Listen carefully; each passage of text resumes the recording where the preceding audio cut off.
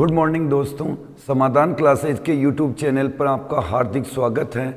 आज 24 जनवरी 2025 को जो भी राजस्थान के करंट अफेयर्स से संबंधित प्रश्न हैं उनके बारे में अपन चर्चा करेंगे। आज आपको देखने को मिलेगा अपने प्रश्नों में ERCP का नया नाम बदल दिया है राजस्थान सरकार ने। उसके साथ साथ महाकवि कन्हैयालाल सेठिया अवार्ड देने की भी घोषणा हो गई है तथा NCT के मेंटर कार्यक्रम के लिए राजस्थान के शिक्षक का चयन हुआ है। तो इस प्रकार के प्रश्नों पर चर्चा करने वाले हैं आज अपन। तो चलिए आज की शुरुआत करते हैं। कल के लिए जो आपका प्रश्न था उसको देख लेते हैं एक बार। कल मैंने आपको पूछा था वर्तमान में राजस्थान के मुख्य सूचना आयुक्त कौन है।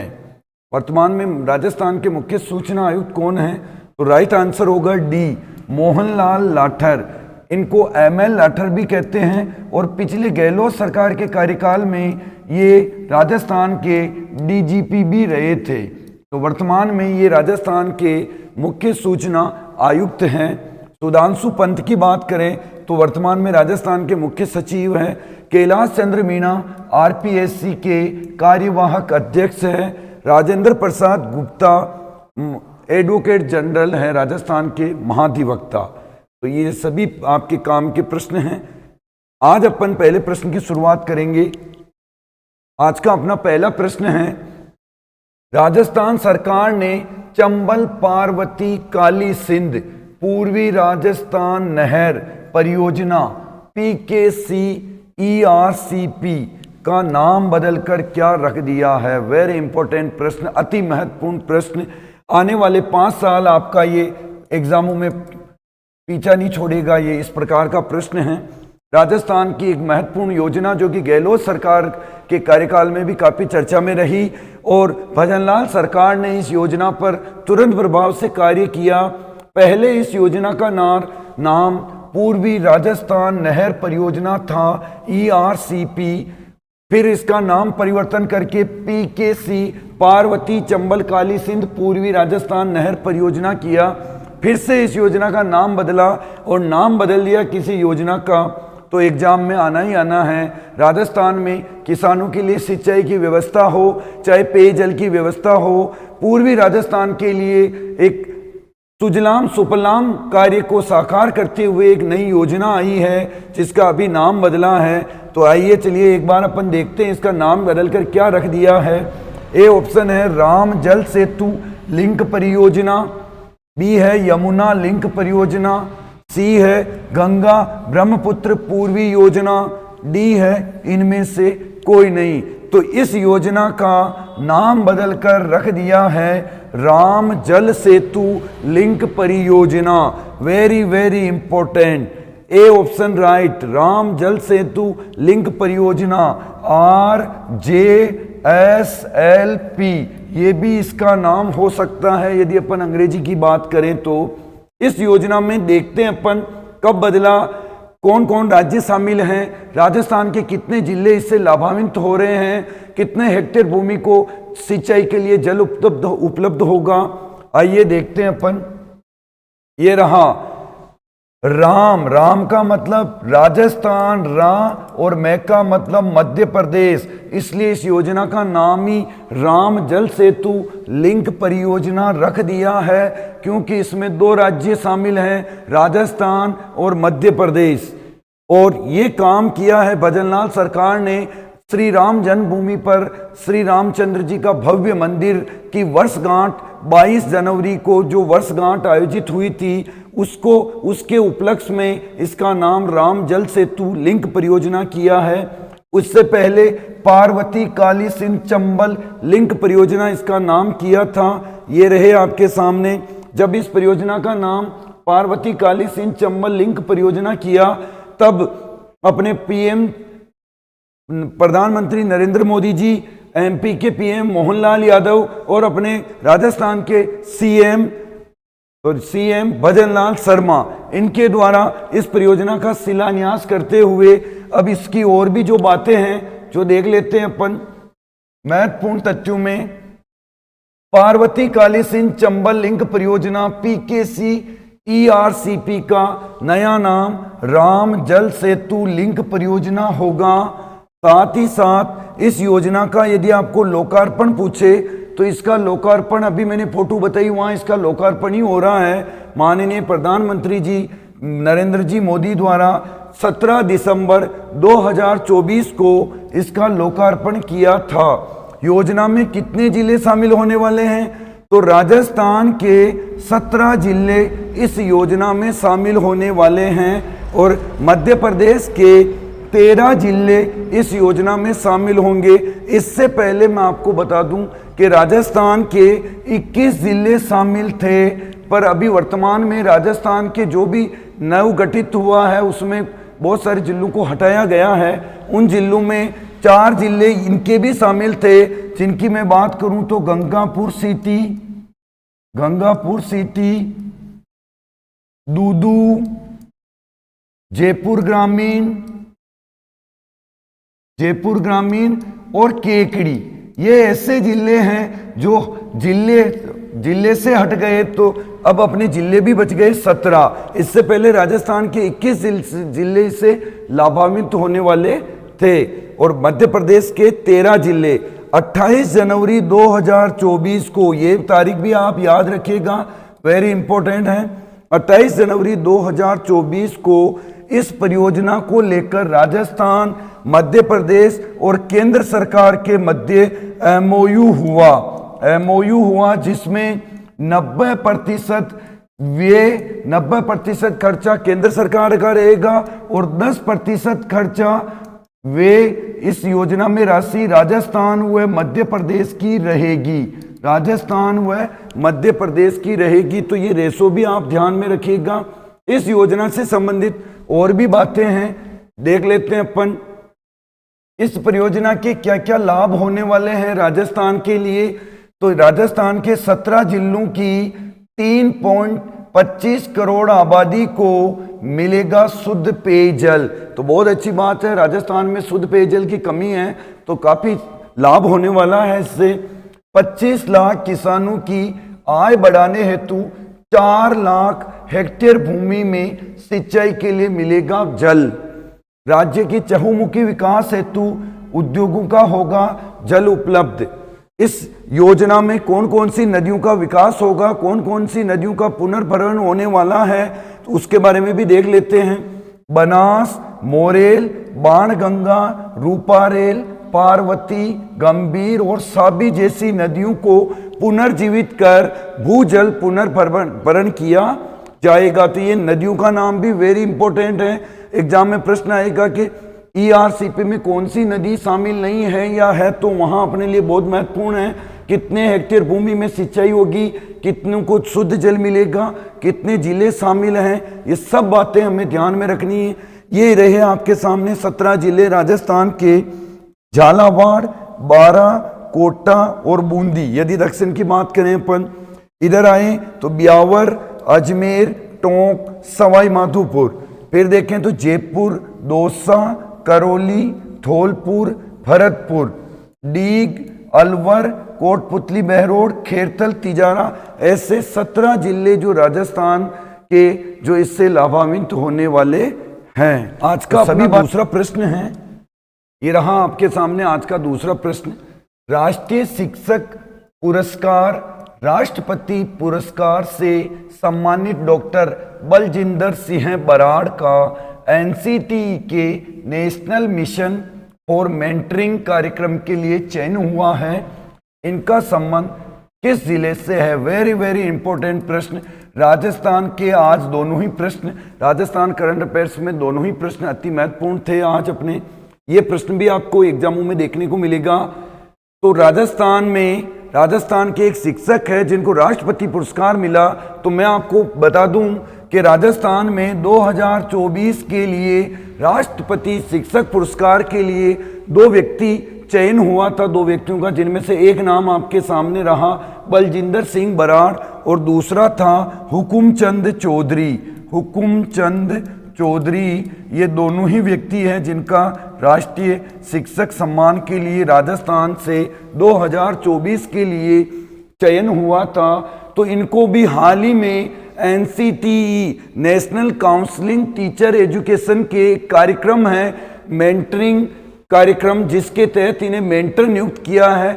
अब ये क्या करेंगे कि अपने राज्य के जो भी शिक्षक प्रशिक्षण होते हैं उनमें अपना योगदान देंगे, शिक्षकों को प्रशिक्षित करेंगे। तो इनका संबंध किस जिले से है? ए ऑप्शन है जयपुर से, बी है सीकर से, सी है श्री गंगानगर से, डी है जोधपुर से। तो राइट आंसर होगा सी, श्री गंगानगर से इनका संबंध है डॉक्टर बलजिंदर सिंह बराड़ का। आइए इनके बारे में और भी देख लेते हैं अपन। ये रहा आपके सामने राष्ट्रपति से, ये रहे आपके सामने बराड़ सर, राष्ट्रपति से सम्मानित डॉक्टर बराड़ का नेशनल मेंटर के रूप में चयन। अब देश के शिक्षकों को ऑनलाइन प्रशिक्षण देंगे। डॉक्टर बराड़ का संबंध श्री गंगानगर से रहा है, साथ ही साथ इनको राष्ट्रपति पुरस्कार भी मिला है 2024 का। तो ये सभी बातें आपको ध्यान में रखनी हैं। आइए बढ़ते हैं अपन अगले प्रश्न की ओर।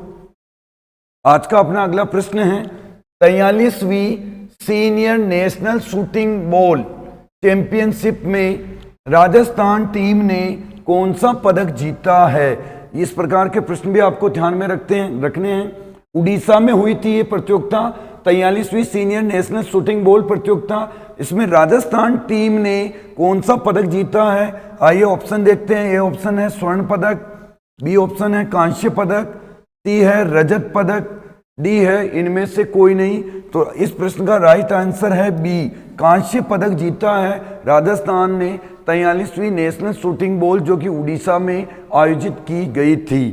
अगले प्रश्न की ओर बढ़ते हैं अपन। ये रहा आपको सामने वो नेशनल शूटिंग बॉल में राजस्थान को चौथे साल में मेडल मिला, कांस्य पदक। ये जो भी जानकारियां हैं आपके सामने हैं उस प्रश्न से संबंधित, इनको भी आप ध्यान में रखिएगा। अगले प्रश्न की ओर बढ़ते हैं अपन। हाल ही में श्रीलंका में आयोजित हुई disabled cricket championship trophy Bharat ने जीती है। इस टीम का कोच किसे नियुक्त किया गया था? वेरी इंपॉर्टेंट प्रश्न। चैंपियन ट्रॉफी आ रही है, रोहित शर्मा की अगवानी में खेली जाएगी। उससे पहले ही भारतीय टीम ने श्रीलंका में जाकर डिसेबल्ड चैंपियन ट्रॉफी अपने नाम कर ली है। तो इस टीम के महत्वपूर्ण हिस्सेदार रहे इस टीम के कोच, जिनका संबंध राजस्थान से है, इसलिए अपने लिए वेरी इंपॉर्टेंट प्रश्न बन जाता है ये। देखते हैं अपन ऑप्शनों की तरफ। ए ऑप्शन है जसविंदर सिंह जस्सा, बी ऑप्शन है संदीप कुमार, सी ऑप्शन है योगेंद्र भदौरिया, डी ऑप्शन है रोहित जालानी। तो इस प्रश्न का राइट आंसर होगा डी, रोहित जालानी, जो कि इस टीम के कोच हैं और राजस्थान से रणजी टीम के पूर्व कप्तान भी रह चुके हैं। तो ये दोनों ही बातें आपको ध्यान में रखनी है। इनके बारे में और देख लेते हैं अपन। ये रहा आपके सामने डिसेबल्ड क्रिकेट राजस्थान में की तैयारी, श्रीलंका में जीत ली चैंपियन ट्रॉफी। विशेष बात यह है कि इस टीम ने पूरी तैयारी राजस्थान में रहकर ही की थी और राजस्थान के ही कोच हैं। भारतीय डिसेबल्ड टीम ने कोलंबो में खेले गए फाइनल मैच में इंग्लैंड को 79 रन से हराया और इस चैंपियन ट्रॉफी को अपने नाम किया। ये बातें आपको ध्यान में रखनी है। अगले प्रश्न की ओर बढ़ते हैं अपन। राजस्थान में 25,000 नंद घर स्थापित करने का MOU किस कंपनी के साथ हुआ है? राजस्थान में छोटे बच्चों को पढ़ाई से संबंधित स्मार्ट क्लासों के रूप में अच्छी सुविधा मिले बच्चों को, ऐसी एक नंदघर आंगनबाड़ी टाइप का एक विद्यालय मान लो आप, ऐसे नंदघर स्थापित किए जाएंगे। 25,000 नए नंदघर स्थापित किए जाएंगे। इसका राजस्थान के साथ किस कंपनी के साथ समझौता हुआ है? ए ऑप्शन है वेदांता समूह के साथ, बी ऑप्शन है रिलायंस कंपनी के साथ, सी है भारतीय पेट्रोलियम समूह के साथ, डी है अडानी ग्रुप के साथ। तो ये समझौता हुआ है वेदांता समूह के साथ। राइट आंसर होगा ए, वेदांता समूह। इसके बारे में और महत्वपूर्ण तथ्यों में देखते हैं अपन। वेदांता समूह के साथ MOU 25,000 नए नंद घर के लिए हुआ है। ये घोषणा हुई थी राइजिंग राजस्थान समिट के दौरान वेदांता समूह के चेयरमैन अनिल अग्रवाल और राजस्थान सरकार के मध्य। उद्देश्य क्या है? बहुत सी बार ऐसे प्रश्नों का उद्देश्य पूछते हैं कि नंदघर क्यों स्थापित होंगे, तो कुपोषण से मुक्ति तथा प्रारंभिक बाल शिक्षा को बढ़ावा देना, ताकि प्रारंभिक बाल शिक्षा बच्चों को अच्छे से मिल सके, उनको स्मार्ट स्टडी मिल सके, स्मार्ट क्लास मिल सके। ये सभी इसके प्रमुख उद्देश्य हैं। तो इन सभी बातों को आपको ध्यान में रखना है। अगले प्रश्न की ओर बढ़ते हैं अपन। आज का अपना अगला प्रश्न है, जयपुर लिटरेचर फेस्टिवल 2025 में आयोजित होगा 10वां महाकवि कन्हैयालाल सेठिया पुरस्कार किसे प्रदान किया जाएगा? वेरी वेरी इंपॉर्टेंट प्रश्न, आने वाले एग्जामों के लिए बहुत अधिक महत्वपूर्ण, किसी ना किसी एग्जाम में आपको देखने को मिलेगा। जब भी कन्हैयालाल सेठिया पुरस्कार दिया जाता है तो ये पुरस्कार लगभग हर एग्जाम में आता है। तो आने वाले पेपरों में हमें ये अच्छे से दिखाई दे रहा है। जयपुर लिटरेचर फेस्टिवल 2025 में आयोजित होने जा रहा है। इसमें 10वां महाकवि कन्हैयालाल सेठिया पुरस्कार निम्न में से किसे दिया जाएगा? ए ऑप्शन है बद्री नारायण को, बी है रिया मेथी को, सी है यासीन मोहम्मद छिपा को, डी है प्रिया चतुर्वेदी को। तो ये पुरस्कार दिया जाएगा ए ऑप्शन हिंदी के महान जाने माने कवि बद्री नारायण को। रिया मेथी को इससे पहले पुरस्कृत कर दिया गया है सांस्कृतिक गतिविधियों के लिए। यासीन मोहम्मद छिपा को महाकुंभ 2025 में समरसता पुरस्कार से सम्मानित किया है। तो ये सभी बातें आपको ध्यान में रखनी है। आइए अपन इस पुरस्कार से संबंधित और महत्वपूर्ण तथ्य देखते हैं। जयपुर लिटरेचर फेस्टिवल ये 18वां संस्करण होगा। आयोजन कब होगा? 30 जनवरी से 3 फरवरी 2025 तक। कहाँ होने जा रहा है? तो आमेर में एक होटल है, आमेर जयपुर में, वहां इसका आयोजन होगा। 9वां महाकवि पूछे तो ये भी आपको एक्स्ट्रा में ध्यान रखना है। ये पुरस्कार दिया था अरुंधति सुब्रमण्यम को, और 10वां दिया जा रहा है बद्री नारायण को। तो दोनों ही बातें महत्वपूर्ण हैं, याद रखनी है। अगले प्रश्न की ओर बढ़ते हैं अपन। आज का अपना अगला प्रश्न है, जयपुर नगर निगम ग्रेटर और हेरिटेज की जगह नई व्यवस्था अनुसार कौन सा नाम होने जा रहा है? यह भी आने वाले एग्जामों के लिए महत्वपूर्ण प्रश्न हो सकता है। जयपुर नगर निगम को 2 भागों में बांटा गया था, ग्रेटर और हेरिटेज। अब इनका सबका पुनर्गठन हो रहा है नगर निकायों का। तो उस नगर निकाय के पुनर्गठन में इनका एक ही नाम होने जा रहा है। तो वो कौन सा नया नाम होने जा रहा है?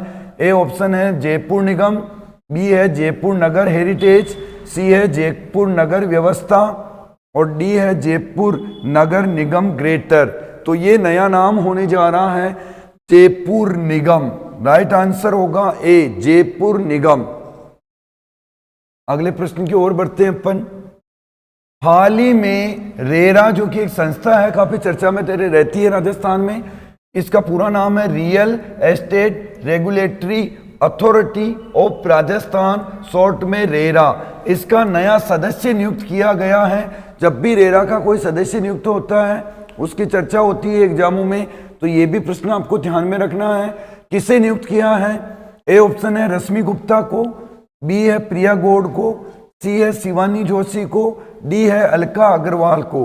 तो ये इस सदस्य बनाया गया है। राइट उत्तर होगा ए, रश्मि गुप्ता, जो कि वर्तमान में जयपुर की संभागीय आयुक्त है।